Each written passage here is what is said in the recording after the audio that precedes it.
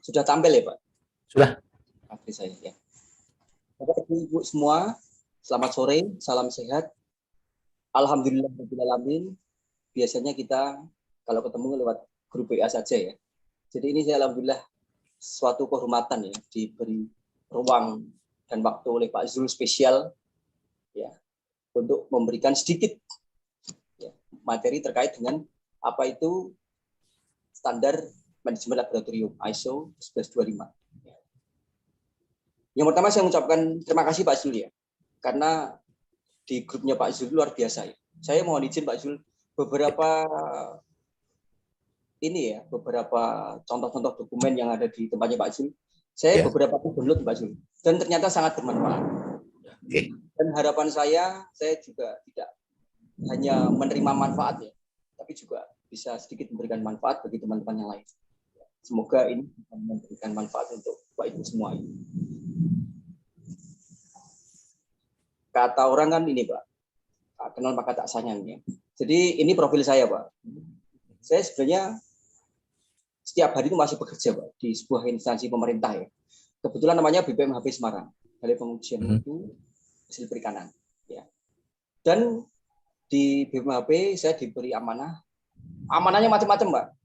Analis kimia ya, panelis sensori ya, kemudian saya juga sebagai ya penjaminan mutu lah. Kita sudah ada ISO ya, ISO 1125, ISO 9001 dan ISO 65 LS Pro.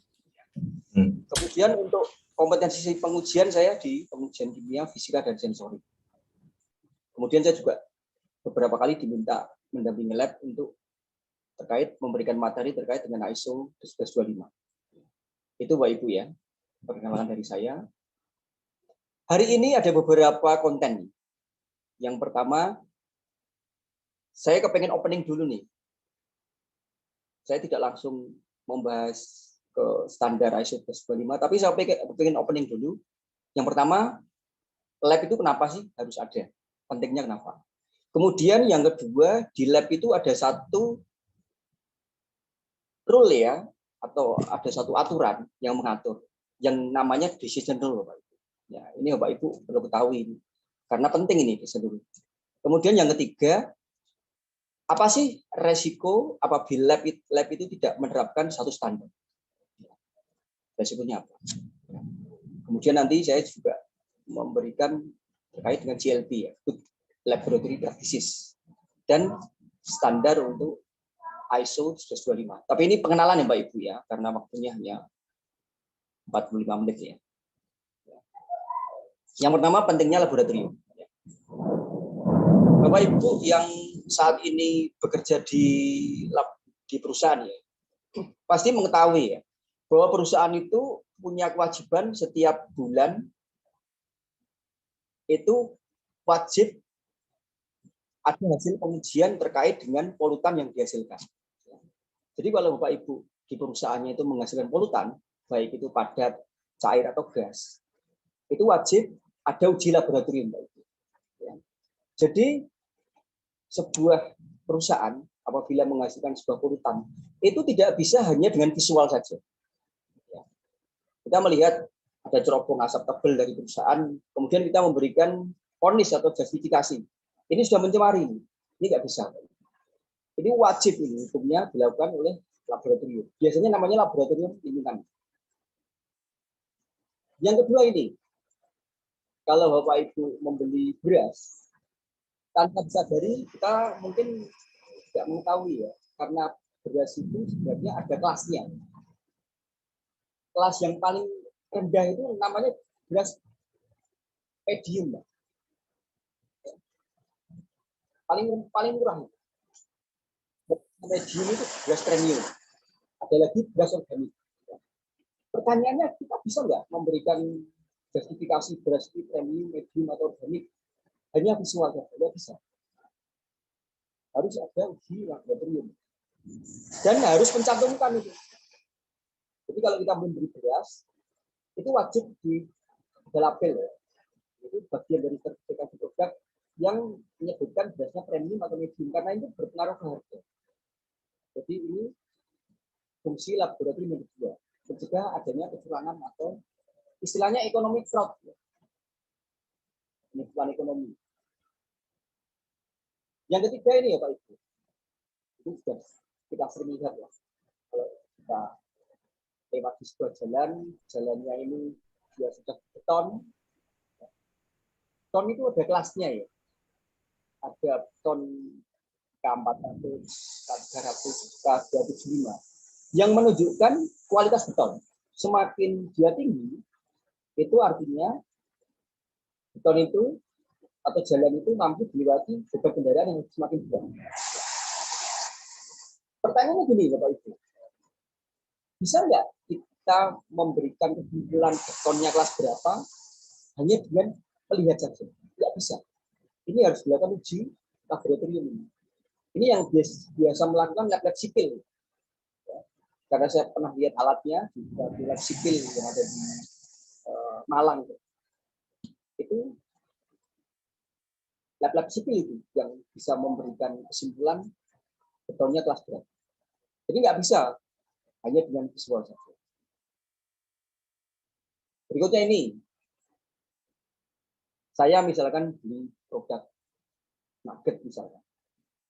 Di nugget itu kan ada kewajiban ya.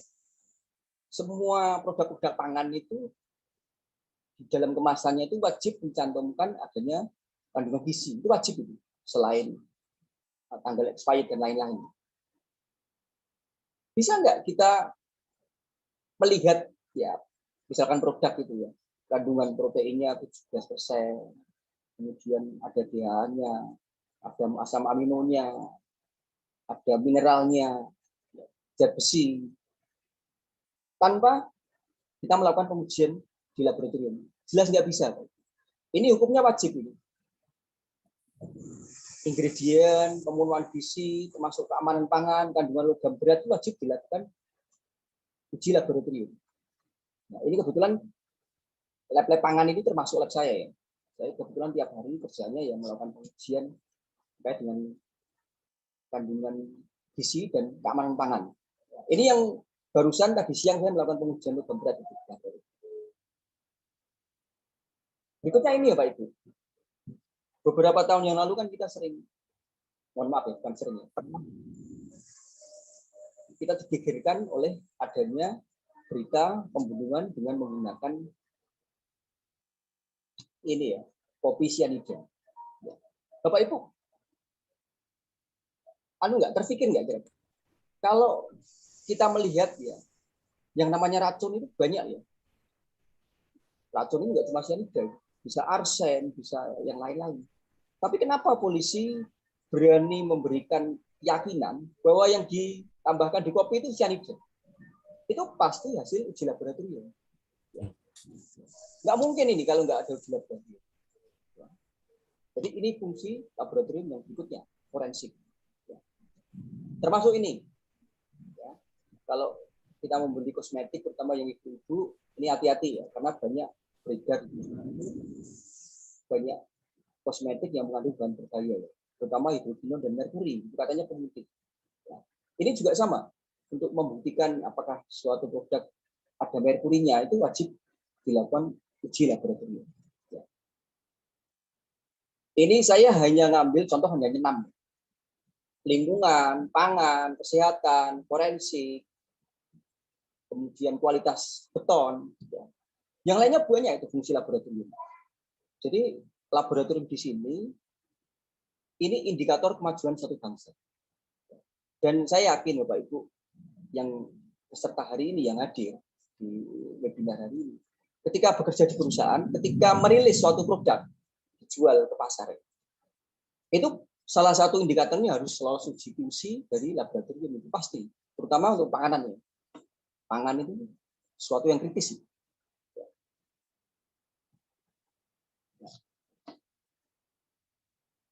Apa yang dimaksud dengan laboratorium pengujian? Jadi lab pengujian ini kalau didefinisikannya ya laboratorium yang melakukan kegiatan pengujian.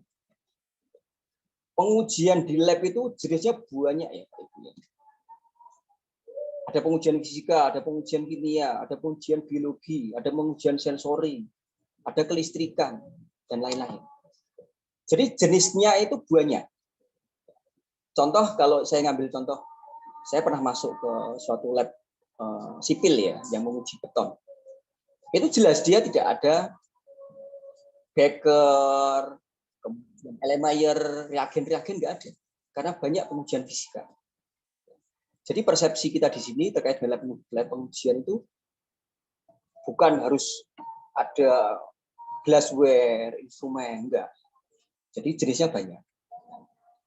Kalau didefinisikan pengujian itu ya kegiatan teknis, penetapan, penentuan lebih atau sifat suatu produk, bahan, organisme, fenomena fisik sesuai dengan prosedur yang ditetapkan. Jadi kalau kita melakukan pengujian itu wajib hukumnya ikut suatu metode pengujian. Jadi nggak boleh kita membuat metode sendiri. Wajib itu. Sebuah laboratorium pengujian itu bukan sebuah organisasi yang sederhana. Kalau dilihat gambarnya kan hanya itu seperti itu ya. Ada sampel masuk, kita melakukan pengujian, nanti kita mengeluarkan sertifikat analisis. Tapi lab pengujian itu suatu organisasi yang kompleks. Yang pertama, dia melibatkan bahan baku. Bisa sampel, bisa reagen, bisa bahan kimia, bisa bahan penunjang. Yang kedua, dia melibatkan sebuah proses. Lab itu harus ikut suatu metode pengujian yang baku ya. Dia harus ikut metode pengujian, harus ikut SOP. SOP-nya juga banyak. Yang ketiga, lab itu pasti ada yang namanya alat atau equipment ya. Bisa dalam bentuk glassware, bisa alat ukur, bisa alat instrumen. Dan yang keempat, semua ini harus ada yang mengerjakan ya, yaitu SDM. SDM lab juga berjenjang. Ada analis, ada laboran, ada penyelia, ada manajer teknis. Ini tugasnya masing-masing. Jadi sebuah lab itu bukan sebuah organisasi yang sederhana. Karena ketika dia mengeluarkan hasil pengujian atau COA, Certificate of Analysis, hasilnya itu harus valid, harus benar, harus bisa dipertanggungjawabkan, ya. Harus reliable. Ya. Makanya di dalam lab itu ada satu ya, aturan ya, yang mengikat, aturan yang mau tidak mau harus diikuti oleh semua personil lab, yaitu decision rule. Decision rule itu gini ya, saya sedikit bercerita. Misalkan ada sebuah pelanggan, ada seorang pelanggan datang ke tempat kita. Pak, saya membawa sampel nugget. Tolong saya minta diuji kandungan proteinnya. Tidak sesederhana itu, Pak Ibu ya. Tidak saya mengeluarkan sertifikat hasil pengujiannya 17%, nggak sederhana itu. Kadang-kadang pelanggan itu minta, Pak, dengan angka 17% itu tolong saya berikan keputusan apakah ini sudah masuk standar atau enggak. Ini harus ada sertifikat ini, dan biasanya pelanggan minta. Jadi pelanggan itu tidak mau hanya hasil uji saja. Dia minta decision. Produk saya oke enggak ini? Nah, ini contohnya ya. Contohnya seperti ini. Ya. Kalau kita buka SNI, yang banyak itu ya, rata-rata untuk penentuan kadar timbal dalam sebuah produk, itu rata-rata 300 ppb. Artinya apa? Kalau saya melakukan pengujian di dalam suatu produk pangan, nilainya 100 ppb, itu artinya produk itu accept, diterima. Tapi kalau saya melakukan pengujian kok nilainya lebih dari 300, itu reject itu. Reject, nggak boleh dikonsumsi, harus di-disposal ya, harus dibuang. Ya. Nah, inilah fungsinya lab. Jadi lab itu tidak boleh membuat kesimpulan, tidak boleh membuat kesalahan. Ya. Contoh nih, seharusnya produk ini 100 nilainya. Tapi karena saya salah preparasi, salah ngitung, salah SOP, maka menjadi 350 misalnya. Maka nasib produk itu berubah. Seharusnya diterima jadi ditolak kan? Dan sebaliknya.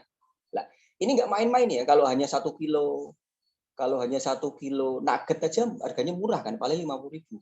Tapi kalau 1 kontainer itu berapa miliar kerugiannya. Jadi lab ketika melakukan pengujian itu hukumnya wajib ya, fardhu ain nih. Tidak boleh membuat kesalahan. Hasilnya harus valid, harus betul, harus presisi, harus reliable. Ya. Ini saya memberikan satu contoh saja. Kebetulan saya ngambil dari satu sertifikat hasil pengujian atau COA, Certificate of Analysis. Ya. Bisa dilihat Bapak Ibu ya. Jadi ada satu pengujian sampelnya kebetulan fabrik ya atau kain. Ya. Dia dikerjakan dengan menggunakan metode ISO 3071 ya, metode pengujian. Hasil pengujiannya 6,7. 6,7 ini kita bandingkan dengan requirement-nya. Kebetulan dia minta ya bahwa produk itu dianggap accept apabila nilainya di antara 3,5 dan 9,5. Maka hasilnya pas. Tapi kalau pH-nya misalkan 9,8 ya fail, gagal. Jadi sedemikian luas ya peran lab, bahkan bisa menentukan hitam putih nasib suatu produk. Ini boleh dikonsumsi atau tidak, boleh dipakai atau tidak, boleh jalan atau tidak. Makanya sedemikian pentingnya lab itu perlu ada suatu panduan yang mengatur. Perlu ada suatu rule ya yang mengatur ya. Nah ini sebelum saya masuk ke panduan itu saya nambahkan ya. Jadi ini beberapa resiko lab yang tidak berstandar. Oh iya, sedikit tambahan ya Pak Ibu ya. Lab itu untuk dapat terakreditasi ISO 17025 itu hukumnya wajib nggak? Wajib Pak Ibu. Bapak Ibu nanti silahkan download Undang-Undang Nomor 20 Tahun 2014. Itu namanya Undang-Undang SPK ya, sertifikasi dan penilaian kesesuaian. Itu sudah disebutkan itu. Semua lab apabila dia melakukan kegiatan pengujian dan kegiatannya itu menentukan nasib suatu produk ya, itu wajib diakreditasi. Nah ini ada beberapa berita yang saya ambil dari beberapa berita online ya. Resiko apabila lab tidak berstandar. Nah, ini contohnya nih. Ya. Jadi ini di IPB itu ada itu. Jadi ada lab, dia digunakan sebagai bukti di pengadilan untuk kasus lingkungan. Dan kebetulan labnya belum akreditasi nih. Akhirnya labnya digugat itu. Karena di undang-undang kan jelas. Lab harus akreditasi, apalagi untuk masalah-masalah lingkungan ya, sensitif ya. Ini digugat ini. Ini anu ya, bukan saya mengada-ada ya, saya ambil dari Quran online loh ini. Ini yang kedua ini. Ya. Jadi ada satu lab, kebetulan lab medis ya. Lab medis, dia mengeluarkan hasil. Ternyata oleh pelanggan itu dia buat second opinion ya. Dia ngecek lab di tempat yang lain. Nah, hasilnya negatif. Gugat ini. Hasil labnya. Kenapa saya positif? Padahal di lab lain negatif. Nah, ini juga ini. Kalau ini bukan anu ya. Kalau ini saya menyalahkan labnya. Ya. Karena di standar itu bilang semua hasil pengujian itu harus dijaga kerahasiaannya. Jadi karena labnya ini sembrono, dia meng-share hasil pengujian ke ruang publik, ya digugat lah ya, oleh pelanggannya, oleh ininya ya, oleh yang disidak ini. Kalau ini di Semarang ya Pak Ibu ya, dia tidak menerapkan prinsip-prinsip good laboratory practices ya dengan baik, meledak itu salah satu instrumennya. Dan ini baru ya bulan Agustus kemarin. Jadi luar biasa ya kalau lab kita tidak berstandar, lab kita itu tidak ikut suatu rule ya terkait dengan pengelolaan lab yang baik ya, hanya tinggal nunggu waktu lah kayak gini ini. Ya. Bom waktu ini. Ya. Nah, jadi saya sampaikan ya Pak Ibu ya, karena lab itu kerjaannya masuk ke area-area kritis ya. Dia bisa menentukan nasib suatu produk, bisa memberikan kesimpulan suatu perusahaan itu mencemari lingkungan atau tidak, bisa membuat kesimpulan suatu produk itu layak konsumsi atau tidak, ya.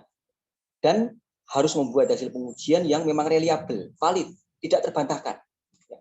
Maka perlu ada suatu aturan yang mengatur, ada suatu metode yang mengatur. Ini kita sebut yang namanya good laboratory practices. Ya.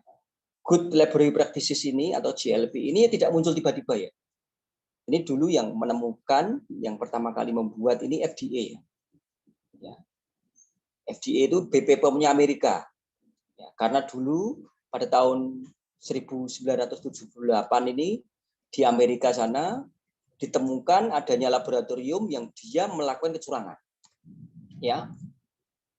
Melakukan kecurangan termasuk membuat hasil pengujian yang fiktif. Ya. Membuat suatu aturan ya. Good laboratory practices. Tujuannya satu ya, Pak Ibu ya. GLP ini. Jadi GLP ini tujuannya yang satu.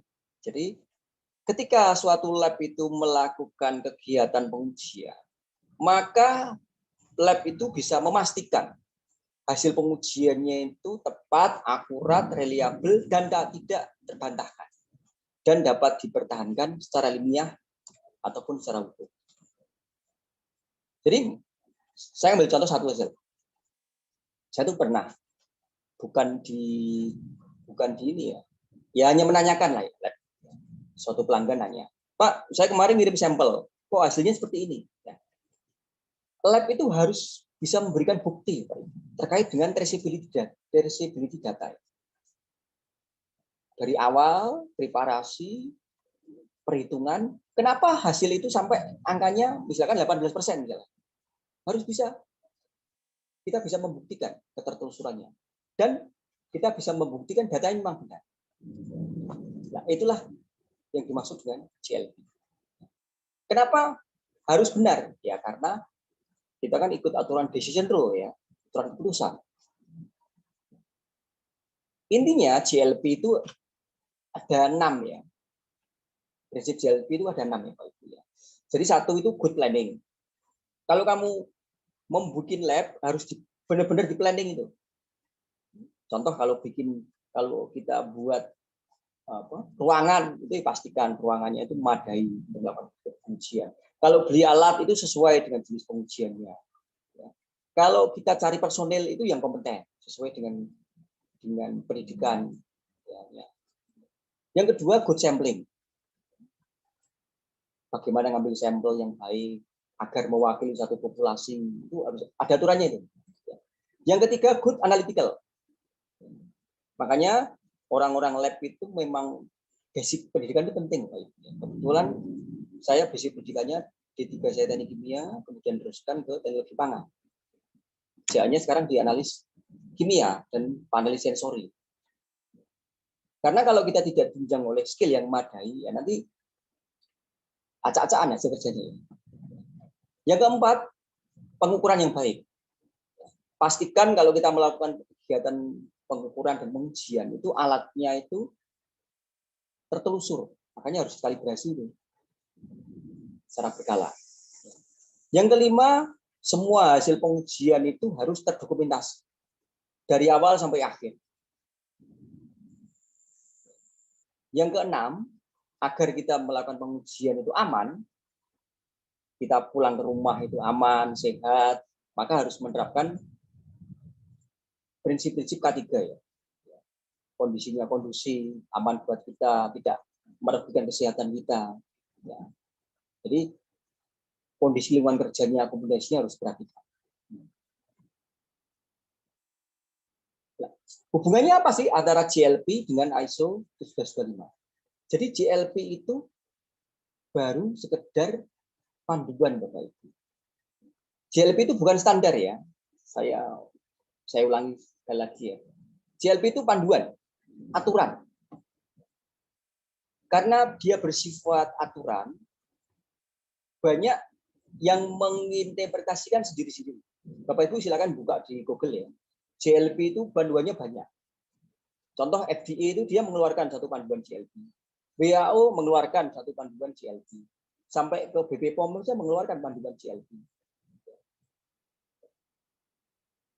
Nah, agar prinsip-prinsip GLP itu harus ketika diaplikasikan di suatu lab itu bahasanya sama ya, standar. Ya, karena kita tahu yang namanya ISO itu kan sifatnya kan equal ya, standar. Jadi yang lab di Amerika, di Indonesia, di Inggris, di Arab itu harusnya sama itu standar.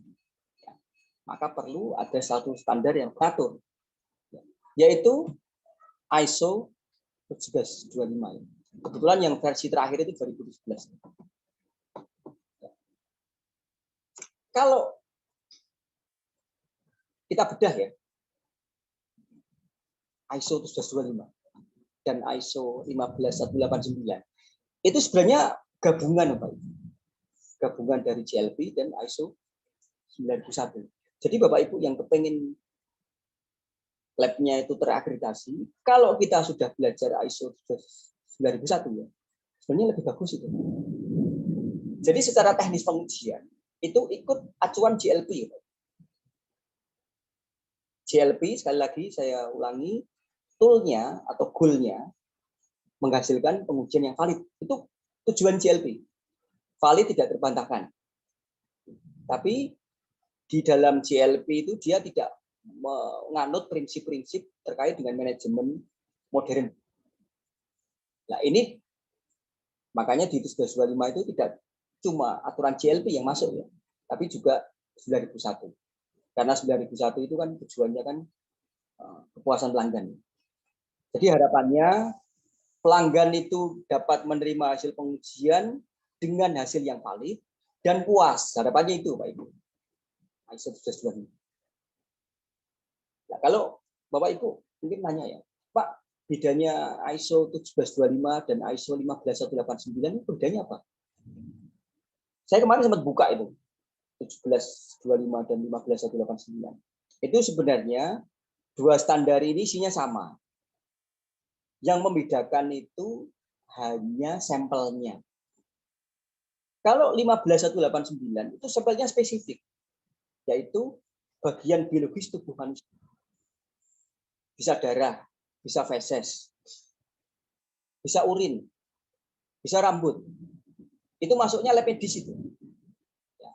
Jadi kalau sampelnya itu bagian tubuh manusia, bagian biologis tubuh manusia, itu yang ngatur ISO 15189. Tapi selain itu, makanan, limbah, beton, dan lain-lain, itu yang ngatur ISO 17025. Dan ISO 17025 itu yang mengadopsi dua ya. Dia bisa diadopsi oleh lab pengujian atau lab kalibrasi. Jadi, atau ini. Jadi kalau lab saya misalkan kok terakreditasi dua, lab pengujian sama lab kalibrasi, ya sertifikatnya dua. Terakreditasi sebagai lab pengujian yang kodenya LP dan terakreditasi sebagai lab kalibrasi kodenya LK. Jadi sendiri-sendiri itu. Ya. Bagaimana menilai kompetensi laboratorium pengujian? Lab ini agar dapat menghasilkan hasil pengujian yang valid, tidak terbantahkan, perlu ada standar yang ngatur, yaitu 125. Ya, dan 15189. Dan ini konsensus ya. Jadi Bapak Ibu, labnya orang Amerika, labnya orang Inggris, labnya orang Arab misalnya, lab Malaysia, itu sama standar. Ya, 17025. Sama ini. Ya. Dan kegiatan untuk menilai kompetensi itu kita sebut namanya akreditasi. Ini bedanya dengan 9001 ya. Kalau 9001 itu sertifikasi. Kalau sertifikasi itu badan sertifikasinya banyak ya. Banyak yang bisa memberikan sertifikat. Tapi kalau akreditasi itu hanya satu ya, yaitu K. Ya. Jadi akreditasi itu kegiatan pengakuan formal oleh KAN yang menyatakan suatu lab memiliki kompetensi dan berhak melakukan kegiatan penilaian kesesuaian. Bedanya itu ya. Bedanya apa akreditasi dengan sertifikasi? Kalau akreditasi itu hanya kan yang mengeluarkan. Tapi kalau sertifikasi itu banyak, ya, badan sertifikasi itu banyak. Nah, inilah Bapak Ibu ya, klausul-klausul yang ada di ISO 17255. Ya. Jadi ini sama ya. Kalau kita belajar ISO 9001 itu kan kita kenal yang namanya PDCA ya, Plan Do Check Action. Di 17255 sama. Jadi dia ada plan, ada do, ada check, ada action. Ya. Saya sedikit mereview ya. Intinya gini Bapak Ibu ya, kegiatan plan itu kalau Bapak Ibu pengen labnya terakreditasi, ya ini dipenuhi dulu nih. Ya. Kita kerja tidak memihak, menjaga kerahasiaan, ada struktur organisasi, kemudian ada sumber daya yang memadai, ya, personel, fasilitas, alat, ketertutulan meteorologi, ya, kemudian juga penyedia eksternal dari vendor. Kemudian kita harus punya dokumen. Kalau ini sudah terpenuhi dalam bentuk plan ya, kita bisa melakukan kegiatan do. Do ini adalah kegiatan dari kita nerima sampel sampai jadi hasil. Itu do. Untuk plan dan do, ini ranahnya GLP. Kalau kita bedah plan sama do ini GLP ini. Ini sangat teknis ini. Ya. Sangat teknis. Misalkan apa itu yang dimaksud dengan validasi metode? Nah, ini perlu training khusus ini. Ya. Bagaimana saya ngitung ketidakpastian? Ini perlu training khusus ya. Karena ini sangat teknis. Jadi plan sama do ini ranahnya GLP. Tapi kalau cek sama action, ini ranahnya ISO 9001. Ya. Cek sama action itu semuanya ada di 9001. Pengaduan, audit, ya, analisa resiko, kaji ulang manajemen.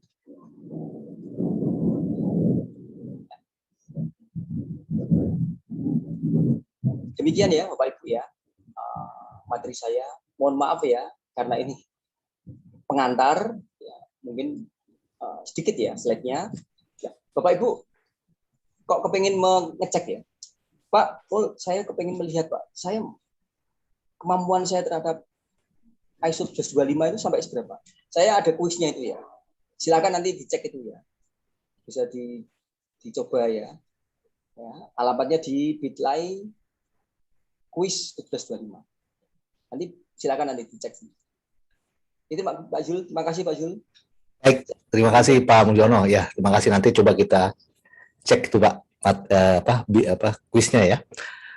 Terima kasih Pak Mulyono. Nah, teman-teman semua ya. Jadi materi ini bisa di-download di blog Quality Club ya. Mungkin sudah ada yang download ya. Materi bisa di-download. Nanti kalau mau lihat kuisnya juga bisa ya. Seperti itu. Baik. Oke, sekarang mungkin ini sudah ada banyak pertanyaan. Tapi sebelum tanyaan dari anggota Quality Club, saya ingin bertanya dulu nih Pak Mulyono ya. Siapa? Tadi di awal disebutkan bahwa banyak sekali yang diuji, antara lain adalah makanan, ya. Kemudian ada juga beton bahkan diuji ya semuanya. Ya. Nah, sekarang ini kan lagi zaman vaksin ya Pak? Ya. Nah, vaksin itu memang diuji juga nggak Pak? Yang kita disuntik ini ya? Iya Pak, harusnya iya Pak. Saya sedikit ini ya Pak ya, membedah ini ya kasusnya. Jadi sedikit informasi ya Bapak Ibu semua ya.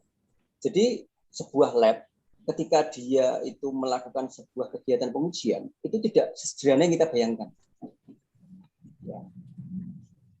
72 itu ada yang namanya validasi. Validasi itu proses pembuktian. Lab kita itu mampu melakukan suatu metode pengujian sesuai dengan metode baku. Itu namanya validasi. Itu yang pertama. Yang kedua, kalau itu kegiatan ukur, kita harus hitung itu, tidak pastiannya berapa. 76 itu. Kemudian kalau kita menerima sampel, kemudian kita mau menerbitkan sertifikat hasil pengujian, kita wajib menerapkan prinsip-prinsip penjaminan mutu hasil pengujian. Dan klausulnya banyak itu, Pak. Dari A sampai L itu. Macam-macam itu. Jadi bisa dikatakan ya, kalau saya boleh memberikan jaminan ya, kalau labnya sudah terakreditasi, itu kecil kemungkinan kesalahannya. Ya, termasuk vaksin, Mbak. Jadi vaksin itu pasti ada, saya nggak hafal ya, Pak. Ini terkait dengan biologi ya. Biologi. Mungkin ada uji efektivitas. Ya. Jadi Pak Zul ya. Baik Pak, terima kasih. Baik, kalau begitu itu pertanyaan saya. Tadi ada beberapa ya, kalau nggak salah ada 6 pertanyaan. Mungkin coba saya bacakan dulu ya. Ada pertanyaannya. Ini adalah ada 6 pertanyaan yang saya rangkum dari anggota politik yang bertanya. Yang pertama adalah apa manfaat ISO 17025 bagi sebuah organisasi? Saya kira tadi sudah disampaikan ya Pak ya. Tapi mungkin boleh singkat aja Pak. Manfaatnya tadi kalau nggak salah adalah sebenarnya standar 17025 itu sama dengan 9001 ya, voluntary. Tapi menjadi wajib ketika buyer itu mensyaratkan. Saya ngambil contoh satu saja Pak, di lab saya lah. Ya. Lab saya itu kan lab perikanan. Ya. Kenapa lab saya terakreditasi? Iya Pak, karena ekspor pelanggan kita kebanyakan eksportir perikanan. Dan eksportir perikanan itu bayarnya itu mensyaratkan. Kamu orang Indonesia, ketika ekspor ke sini, ke Amerika, itu wajib semua produk perikanan yang dikirim ke sana itu dilakukan oleh lab yang terakreditasi. Wajib, Pak. Ya. Tapi secara ini aneh ya, Pak, secara umum volunteer ya. Tapi menjadi wajib ketika itu buyer yang minta atau pemerintah yang minta. Contoh lab lingkungan itu wajib itu, karena itu regulasi pemerintah. Ya, tadi juga salah satunya untuk menjamin validitas ukur apa ya? Betul. Seperti itu ya. Oke. Yang kedua pertanyaannya, apa saja kendala dalam pemenuhan persyaratan ISO? Jadi mungkin maksud pertanyaannya, kira-kira kalau menerapkan ISO 17025 ini, di mana yang banyak kendala Pak? Biasanya kalau di ISO 9000 itu kendalanya adalah banyak dokumen ya. Seperti itu ya. Kalau di 17025 itu di mana kira-kira kendalanya Pak? 17025 itu Pak. Jadi 17025 itu bukan sistem manajemen ya. Ini ingat ya Bapak Ibu semua. 17025 itu persyaratan kompetensi. Makanya ada beberapa klausul itu yang sifatnya ilmiah gitu ya. Saya bilang ilmiah. Contoh klausul 72 itu validasi. Itu nggak main-main itu. Buatnya susah. Ketidakpastian itu juga ilmiah. Jaminan mutu ilmiah. Ya. Kendalanya kesiapan dari lab itu. Saya sedikit memberikan gambaran. Kalau Bapak Ibu misalkan mau proses sertifikasi 9001, pengalaman lab saya ya, kita kan sudah 9001. Itu 2-3 bulan bisa lah untuk maju pada sertifikat. Tapi kalau itu sudah 25, itu berdasarkan pengalaman saya, paling cepat 8 bulan. Karena banyak hal-hal teknis tadi Pak ya. Oke. Dan ilmiah ya Pak. Sifatnya ilmiah yang susah. Betul-betul orangnya harus kompeten lah ya Pak ya di dalam laboratorium tentunya. Oke. Baik, yang ketiga, bagaimana memberikan keyakinan bahwa hasil uji sebuah lab sudah akurat? Paling gampang kita lihat Pak, apakah lab itu terakreditasi atau tidak. Paling aman.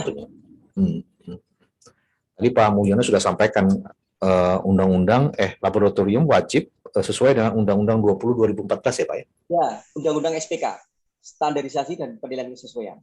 Oke. Ya. Berarti kalau boleh dibilang laboratorium total wajib ya Pak, walaupun dia itu ya. Ada yang boleh yang nggak wajib atau gimana Pak? Gini Pak, kalau lab itu hanya umum ya Pak, misalkan tidak persyaratan pelanggan nggak wajib Pak. Tapi kalau sudahnya sifatnya hukum ya Pak, misalkan undang-undang misalkan ini ya permasalahan lingkungan misalkan, itu wajib itu harus terakreditasi. Oke, kaitannya dengan undang-undang juga di situ ya. Betul, Pak. Baik, yang keempat, apakah semua alat ukur perlu dilakukan kalibrasi? Nah, tadi ini Bapak belum. Soal kalibrasi ini yang seringkali banyak pertanyaannya. apakah semua alat ukur perlu ada kalibrasi? Ini juga di Quality Club kayaknya banyak pertanyaan itu. Ya. Kalau di 1125 ya Pak, di klausul 65 ya, Bapak Ibu bisa lihat klausul 65 itu namanya ketertutupan meteorologi. Itu wajib itu, bahwa semua alat ukur harus dikalibrasi. Dan saya kira tidak hanya 1125 ya, 2001 juga ada itu, ketertutupan meteorologi. Kalau itu wajib Pak. Baik. Oke. Sudah. Wah, ini udah banyak pertanyaan lagi nih. Sampai saya masuk ke bawah ya. Yang kelima, apakah ada ketentuan periode kalibrasi? Jenis alat yang harus dikalibrasi dan bagaimana menetapkan hasil kalibrasi bahwa alat tersebut masih digunakan. Artinya kita kalau mau kalibrasi itu ditetapkan 1 tahun harus kalibrasi ulang, atau 2 tahun sekali, atau 3 tahun sekali, atau itu bagaimana ketentuannya Pak? Sebenarnya saya Pak, ada satu dokumen nih Pak, tapi yang mengeluarkan bukan KAN ya, tapi Singapore Accreditation Council ya, itu ada itu. Dia membuat tabel alat-alat yang harus dikalibrasi dan berapa durasinya, ada semua. Nanti saya share Pak di WA ya. Oh boleh, nanti itu ya. Jadi berdasarkan waktu ya Pak, jadi bukan berdasarkan penggunaan gitu ya. Mungkin kalau 1000 kali digunakan harus gitu. Sebenarnya Pak, kalibrasi itu ada 2 aturan. Dari waktu dan penggunaan. Itu kayak ganti oli lah harusnya ya. Jadi mana yang lebih dulu didapat harusnya ada pengulangan ya. Ya. Tapi ada juga yang berdasarkan waktu. Nah, kalau berdasarkan waktu nanti saya share di grup ya. Oke. Setidaknya ada acuan lah Pak tadi dari Singapura tadi ya. Singapura Accreditation Council ya.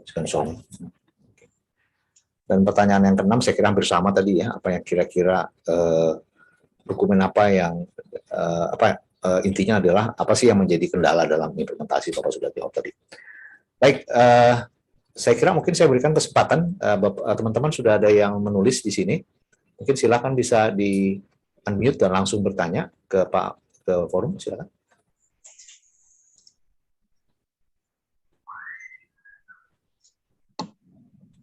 Ada yang mau bertanya langsung silakan di unmute.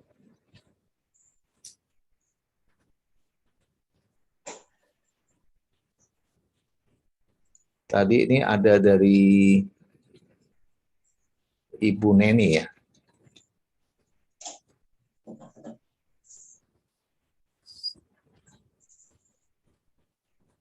Oke, silakan teman-teman yang mau bertanya, silakan langsung aja. Bu Neni atau siapa ini? Ada Pak Adrianus. Ya, Bu. Ini Pak. Iya, iya Pak. Tadi masih di kantor ini kayaknya. Iya. Tanya sehubungan yang itu, kalau kita kan industri ya, labnya apa perlu untuk dapat akreditasi dan sertifikasi 17025 itu? Oke, silakan Pak Mulyono. Ini Bu, banyak beberapa buyer itu yang minta. Ya, saya beberapa kali diberitahu ya oleh beberapa perusahaan. Pak, ini kenapa sih harus diakreditasi? Pertama, bayarnya minta enggak, Bu? Kalau itu bayar requirement, ya wajib akreditasi. Yang kedua, kalau bayar nggak minta, kira-kira Bapak Ibu punya interest nggak terhadap hasil pengujian? Kalau Bapak Ibu perusahaannya itu punya interest terhadap hasil pengujiannya harus valid. Nah, itu silakan diakreditasi. Oh, jadi nggak wajib ya Pak ya? Ya, tapi ada beberapa lab yang wajib ya Bu. Lab lingkungan itu wajib. Karena yang mensyaratkan itu dari aturan pemerintah ya. Nah, ini di lab apa? Lab air mineral Pak. Oh, wajib lah tuh Pak ya? Enggak. Kalau air, kalau saya penting itu Bu. Soalnya untuk aturan SNI setiap kali kita itu tuh setahun sekali minimal lab, justru sampelnya itu dikirimkan keluar gitu untuk uji lab eksternal untuk dapat SNI ya. Jadi makanya apa kita perlu melakukan ini gitu, karena aturannya sampel itu masih harus diuji di lab. di eksternal yang sudah memiliki sertifikat Ya, akreditasi ya. 17025 ya. Oke. Kalau seandainya tempat yang Mbak Neni bekerja sudah ada, mungkin enggak lagi kali ya. Itu aturan. Ini minuman air minum ini ya, apa? Dalam kemasan ya? Iya, Amidis atau bukan? bukan. Oh, itu pesaing ya. Soalnya banyak Amidis yang di Quality Cups ya, ada berapa ya? Banyak orang di sini. Di sini juga mungkin ada yang hadir kali. Oke. Ada lagi pertanyaan Mbak Neni? Itu aja, Pak. Terima kasih. Thank you, makasih. Oke, silakan yang berikut.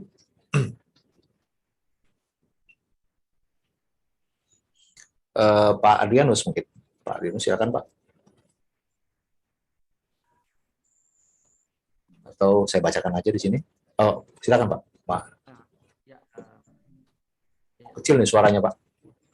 Kecil Pak. Iya, saya ada satu pertanyaan Pak. Sekarang ini saya akan di Januari ini Pak akan bangun semacam pabrik Pak ya untuk pewarnaan rambut begitu Pak. Itu sementara ini kita banyak beli rambut-rambut itu kita lakukan pengujian tapi secara manual Pak. Pakai model-model tradisional. Nah sementara klien kita dari Italia itu sudah menggunakan semacam lab ya Pak ya. Nah, tapi kita tahu chemical-chemicalnya, Pak. Kira-kira kalau dalam pabrik kita yang masih sederhana itu kita membuat semacam ada lab seperti itu, untuk tahapan awal kita perlu apa ya, Pak? Maksudnya kita nggak perlu dulu kan, Pak ya, akreditasi atau apapun itu, Pak, untuk sebagai dasar ini, Pak, awal-awal, Pak. Atau kalau kita, karena di pabrik pesaing itu mereka rata-rata punya lab, Pak, untuk menentukan keaslian dari rambutnya dan lain-lain gitu, Pak. Kira-kira perlu apa ya Pak ya tahapan awal ini Pak? Pak Adrianus ya, makasih Pak ya. Gini Pak, kalau lab kita itu ya kira-kira gitu Pak Zul. Akreditasi itu tidak anu ya Pak, maksudnya tidak kita bikin set lab baru langsung akreditasi. Tahapannya nggak gitu Pak. Lebih baik kita set up dulu lab kita, operasional dulu. Ya, operasional dulu sampai menghasilkan beberapa kali hasil pengujian sudah lancar, ya operatingnya lancar, baru nanti kita proses akreditasi Pak. Ya.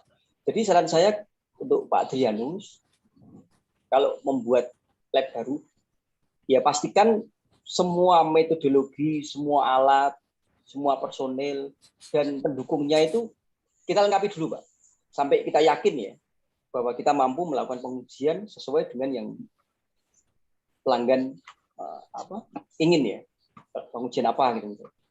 Itu Pak. Jadi jangan buru-buru nih. Kecuali kalau punya sudah lancar ya, operasional lancar, baru kita naik ke akreditasi. Dan nggak boleh ya Pak. Jadi nggak boleh itu. Kita maju ke kan, Pak, saya mau mengajukan akreditasi nih labnya. Tapi kita ngomong, sudah operasional belum? Belum Pak. Baru mau, nggak boleh Bu. Harus operasional dulu. Dan harus ada buktinya dengan adanya COA ya. Sudah berapa COA yang sudah dihasilkan? Sertifikatnya berapa? Itu ya Pak Dian. Jadi mungkin saya tambahkan yang penting juga kedua kalau seandainya bayar minta ya Pak. Kalau Betul, bayar Pak. minta ya ditunggu dulu Pak Adrianus kalau diminta baru gitu. Kalau enggak mungkin ya tadi Bapak bilang jalan aja dulu, operasional dulu sampai mapan, orangnya lengkap, perlengkapan lengkap, baru akreditasi kira-kira gitu. Oke, terima kasih Pak Adrianus pertanyaannya. Silakan yang lain mungkin. Langsung aja ya, mungkin. Oke. Ini ada Pak Rizal.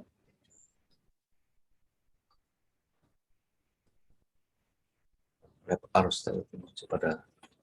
Oh ini kayaknya sama pertanyaan tadi ya. Oke, Pak Rizal mau ajukan? Tuh, Bu Deborah.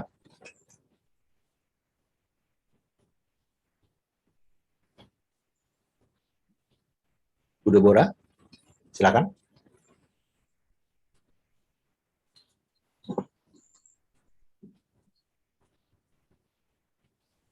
Dia tanya mengenai izin bertanya lagi tentang background pendidikan analis. Oh, ya. Yeah. Jika pendidikan analis tidak sesuai dengan pekerjaan, misalnya lulusan kimia menjadi analisa mikrobiologi, tapi uji kompetensi analisanya sesuai kriteria yang ditetapkan, apakah itu diakui oleh standar ISO? Wah, ini susah nih pertanyaan ini, Pak. Gimana, Pak? Bapak Ibu lihat ya klausul 62 ya, 6.2 personil. Jadi salah satu standar yang saya tahu ya untuk personil yang paling berat itu 1725. Dia itu mensyaratkan kalau nggak salah ada 6 subklausul ya. Salah satunya persyaratan kompetensi. Ya, Pak. Di dalam seseorang itu bekerja di lab itu satu pendidikan, Pak. Yang kedua itu dari training, yang ketiga dari pengalaman. Tiga itu. Kalau kira-kira dia orang kimia nih disuruh melakukan pengujian mikrobiologi, misalkan basic pendidikannya nggak dapat, kejarlah dengan training. Nah ini tugasnya dari lab tiap lab ya untuk meningkatkan skill dan kompetensi analisnya. Dan itu wajib ya. Saya aja bekerja hampir 14 tahun di lab, itu setiap tahun pasti saya ikut training. Karena yang namanya kompetensi itu bukan titik ya, tapi koma. Setiap hari itu harus berkembang. Itu ya Bu. Bu siapa tadi? Lumayan. Bu Deborah. Oke. Bu Deborah ya. Dengan training Bu, dikejar dengan training. Ya tentunya training teknis ya Pak Ibu ya. Kalau mau ngejar kemampuan mikrobiologi, ikutlah training pengujian mikrobiologi. Kan banyak itu yang pelak. Artinya background-nya dia apa, mengerjakan yang lain, ya silakan di training. Kira-kira gitu Pak ya, untuk mendapatkan. Berikutnya Mbak Risma. Mungkin Mbak Risma mau menyampaikan langsung. Apakah laboratorium yang sudah akreditasi 17025 masih perlu untuk disertifikasi ISO 9001? Nah, ini mungkin saya bisa bantu kali ini. Saya kira mungkin bergantung ya Pak, apakah memang tadi ya di organisasi itu memang perlu secara internal atau ada permintaan dari customer-nya atau buyer-nya ya. Iya. Jadi kan sudah disampaikan kalau nggak salah 17025 itu kan ya. GLP teknis plus ISO 9001. Yang satu untuk kepuasan pelanggan, yang satu untuk validitas ukuran ya Pak, hasil. Ya. Oke. Ya, kalau ada budgetnya oke aja. Gitu. Tempat saya ya Pak, tempat saya 1125 ya, 9001 juga iya. Sama LS Pro ya, 1165. LS Pro ya. Yang 15189 ini enggak ya Pak? Enggak Pak, ini medis. Belum. Medis. Oh, medis. Oh, oke. Oh iya, ini medis nih. Yang kayak tadi saya tanya ya Pak ya mengenai apa? Tadi vaksin-vaksin kayak gitu ya. Ya. Oke. Baik, silakan siapa lagi nih? Terus ini sertifikasi. Ada lagi mau bertanya? Silakan.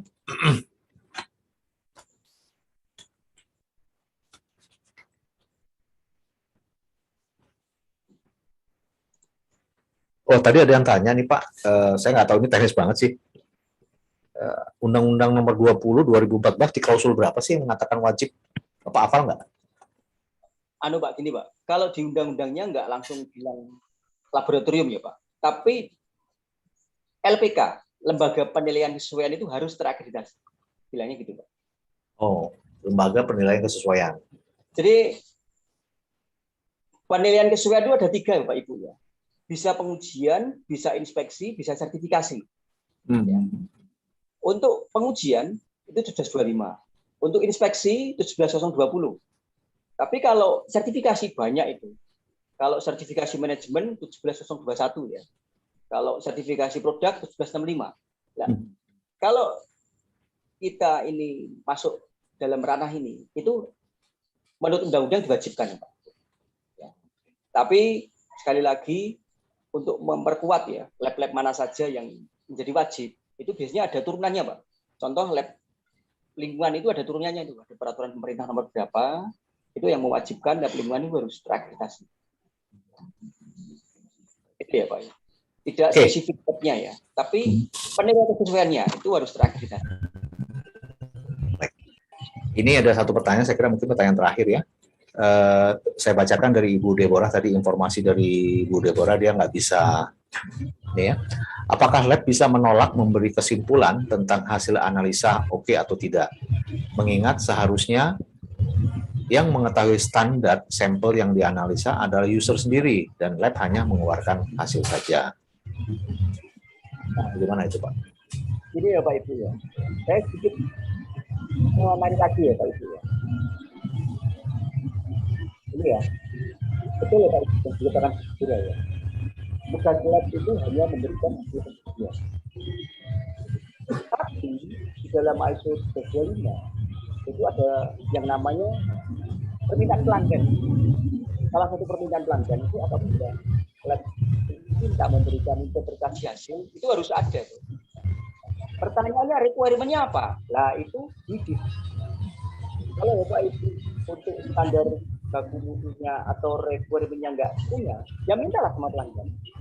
Requirement-nya apa? Apakah ISO, apakah AWAC, apakah misalkan. Minta. Dan kita bukan pelanggan ya. Kalau kita nggak diberi sama pelanggan ya jangan. Sebenarnya bukan. Saya sedikit mengambil contoh ya Pak Ibu. Saya itu melakukan pengujian logam berat. Tapi untuk requirement-nya beda-beda Pak Ibu. Kalau produk yang ada di Indonesia, saya pakai SNI standarnya. Tapi kalau produknya ekspor, lah ini lihat nih ekspor kemana nih? Ekspor ke Amerika ya pakai requirement-nya Amerika. Ekspor Eropa pakai requirement-nya Amerika. Sendiri-sendiri nggak mungkin sama. Jadi mohon untuk requirement-nya atau batas standarnya, baku mutunya didiskusikan dengan pelanggan. Itu ya Ibu yang mungkin yang saya bisa memberikan. Oke, baik Pak. Terima kasih. Mungkin pertanyaan terakhir dari Pak Matrison. Silakan Pak Matrison. Tadi ada ajukan pertanyaan. Bisa langsung Pak Matrison.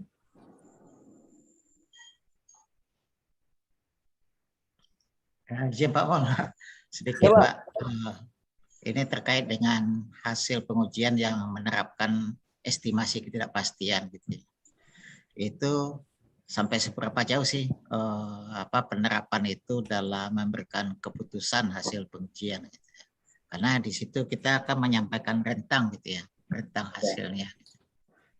Makasih Pak. Wah, ini teknis banget ya Pak ya. Harus 1 hari Pak. Ya Pak. Karena itu sering ditanyakan juga Pak. Di Pak Peterson ini di lab Pak, kerja di lab. Di lab Pak. Gini aja Pak, ini ya Pak ya. Ya mohon maaf ya Pak Julia, sedikit berpromosi. Saya kadang-kadang kan diminta itu Pak untuk memberikan materi ketidakpastian. Jadi saya itu Pak Ibu ya. Untuk 1125 itu karena lumayan lama. Jadi sering diminta oleh berbagai lembaga lab untuk mengisi training, termasuk ketidakpastian ini. Nah, itu teknis Pak. Ya, kalau Pak Matrison berkenan ya, nanti kalau misalkan saya memberikan materi ketidakpastian online, nanti silahkan Pak ikut Pak. Lah nanti dibahas tuntas tuh Pak, termasuk cara ngitungnya, cara interpretasinya. Siap, mohon maaf Pak Matrison ya, ini nggak cukup 5 menit Pak. Siap. Mohon maaf ya. Oke, Pak. Baik, saya juga lihat tadi ini teknis sekali ini, tapi menarik Pak Matrison ya. Bapak di mana? Di lab di Jakarta, Pak? Di perindustrian, Pak. Oh, perindustrian. Oke, baik. Ya, kalau ada yang mau tanya lagi silakan terakhir ya. Kita sudah jam 5 mungkin. Kalau tidak mungkin kita akan tutup seperti itu. Oke, baik kita tutup. Luar biasa Pak Mulyono ya, saya kira saya mendapat masukan yang cukup bagus untuk mengenai 17.025. Saya sendiri nggak begitu paham sekali mengenai ini. Saya senang sekali bisa ini. Saya kira juga kita semua bisa mendapatkan manfaat dari webinar ini. Mudah-mudahan nggak bosan-bosan Pak. Webinar yang berikut mengenai kalibrasi ya, karena seringkali tuh di quality club Pak, ini kita kalau beli termometer perlu kalibrasi apa enggak gitu, karena harga kalibrasinya lebih mahal daripada beli gitu. Seperti itu kayak gitu kan. Seringkali itu pertanyaan-pertanyaan itu ya. Apakah penggaris meteran itu dikalibrasi gitu? Saya juga bingung gimana jawabnya itu ya. Mungkin kalau nanti ada waktu lah, kira-kira kita bisa bahas mengenai kalibrasi ya, seperti itu. Terima kasih teman-teman Quality Club ya. Semoga yang hari ini kita dapat bermanfaat.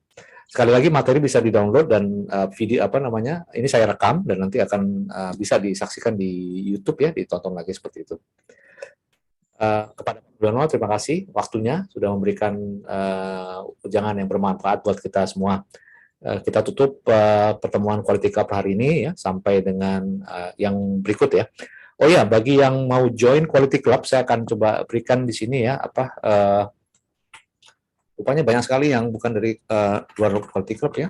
Jadi di Quality Club juga dibahas mengenai ISO 17025. Saya berikan di sini chatnya ya. Join Quality Club.